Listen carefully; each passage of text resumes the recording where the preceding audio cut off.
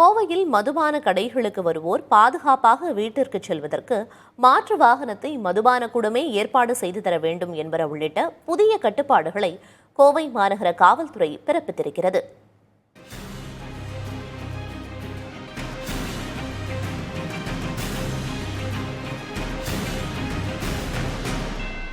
கோவை மாநகரில் செயல்பட்டு வரும் FL2, FL3 பார்களுக்கு மாநகர காவல்துறை சார்பில் பல்வேறு புதிய கட்டுப்பாடுகள் விதிக்கப்பட்டுள்ளன. அவற்றில் பார்களுக்கு வருவோர் சொந்த ஓட்டுநருடன் வர வேண்டும். ஓட்டுநர் அல்லாத பட்சத்தில் மது அருந்தி இருப்பவர் நிதானமாக இல்லாதபோது அவருக்கு உரிய வாகன ஓட்டுநருடன் கூடிய வாகனத்தை ஏற்பாடு செய்து தர வேண்டியது பார் உரிமையாளர்கள் மற்றும் நிர்வாகத்தின் பொறுப்பு என தெரிவிக்கப்பட்டிருந்தது. மேலும் இவற்றை பின்பற்றாத பார்கள் மீது நடவடிக்கை எடுக்கப்பட்டு உரிமம் ரத்து செய்யப்படும் என எச்சரிக்கை விடுக்கப்பட்டிருந்தது. இது தொடர்பாக மாநகர காவல் ஆணையர் பாலகிருஷ்ணனிடம் பேசியபோது மது அருந்தி வாகனம் ஓட்டுபவர்களால் ஏற்படும் விபத்துகளை தவிர்க்கவும் உயிரிழப்புகளை தவிர்க்கவும் எடுக்கப்பட்ட நடவடிக்கை இது என தெரிவித்தார். நிறைய இடங்கள்ல இப்போ சென்னையில் சரி, நிறைய நகரங்களில் பெருநகரங்கள்லாம் இந்த மதுபான கூடம் நடத்தக்கூடிய உரிமையாளர்கள் அதுபோன்று வசதிகளை செய்து கொடுக்கிறார்கள்.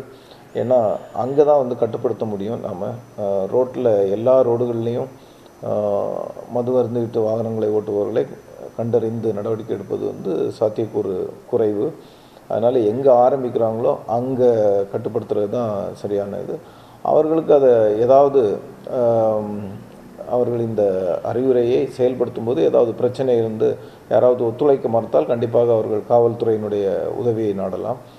காவல்துறை அந்த மாதிரியான சூழலில் மது அருந்திவிட்டு வாகனம் ஓட்டுவதை தடுப்பதற்கு அவர்களுக்கும் உதவியாக இருக்கும்.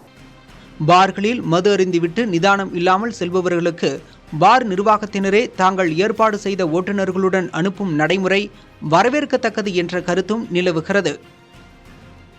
காவல்துறை சொன்ன இந்த பார் விஷயம் பார்த்திங்கன்னா பொதுமக்களுக்கும் கொஞ்சம் நல்லதாக இருக்கும். குடிச்சிட்டு வீட்டுக்கு போகிறவங்களுக்கும் அவங்களுக்கும் கொஞ்சம் ஹெல்ப்ஃபுல்லாக இருக்கும். ஏன்னா குடிச்சிட்டு போவாங்க, அவங்களும் விழுகிறது பற்றாமல் ரோட்டில் நல்லா போயிட்டுருப்பாங்க, அவங்க மேலே விழுகிறது இதில் தவிர்க்கத்தக்கதான்.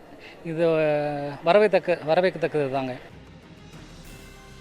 சிக்கல்கள் இருந்தாலும் சமூக நலனுடன் எடுக்கப்படும் இது போன்ற முயற்சிகளுக்கு அனைத்து தரப்பு மக்களும் ஒத்துழைப்பு அளித்துதான் ஆக வேண்டும் என்கின்றார் மாநகர காவல் ஆணையர். மது அருந்திவிட்டு வாகனம் ஓட்டுவது மோட்டார் வாகன சட்டம் 185 படி தண்டிக்கத்தக்க குற்றம் என்பதையும் அதிகபட்சமாக 2 ஆண்டுகள் வரை சிறை தண்டனை விதிப்பதற்கு சட்டத்தில் இடம் உள்ளது என்பதையும் வாகன ஓட்டிகள் உணர்ந்து செயல்பட வேண்டும் என்கின்ற அறிவுரையும் மாநகர காவல்துறை வழங்கியுள்ளது.